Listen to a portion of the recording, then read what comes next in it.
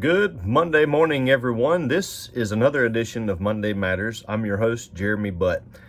We were coming back from taking a trip to the Ladies Fellowship at the Clearview Church of Christ up in Sumner County on Saturday. Had a marvelous time. That's always a great event that they have up there. They have a men's fellowship and a ladies fellowship. And I've been a part of the men's fellowship before, but this was the first time we'd taken a group for the ladies. And I know it's a great event just because of connections that I have up there. But as we were on the way back, there was some confusion on the interstate because there was a sign that said there was a 60-mile-an-hour speed limit, and there was no kind of construction going on. You did see some barrels along the way, but there were no workers at all, and I was confused.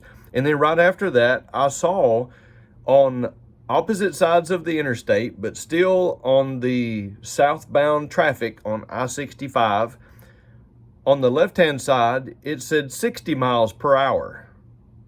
On the right-hand side, directly opposite, it said 70 miles per hour.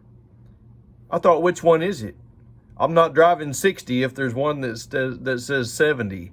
That causes confusion, and I think somebody messed up along the way. That's not supposed to be confusing. I think about what Paul says in Romans chapter 13, that he says every person is to be in subjection to the governing authorities, and as these are established by God.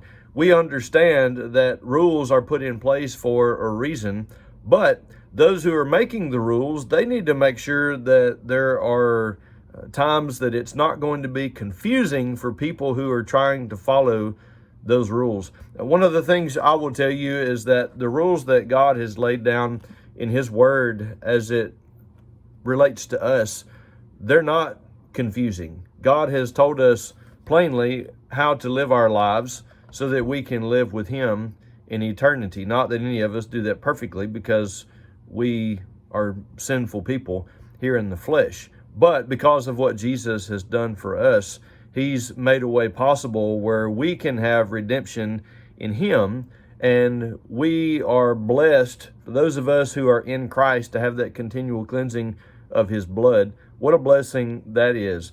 Make no mistake about it, God's instructions are not confusing, unlike the signs that I saw for the speed limits on the interstate coming back down I-65. I hope this is a piece of motivation and encouragement for the start of your week. This is called Monday Matters because Mondays do matter as you start your week for the Lord. Everybody have a wonderful day.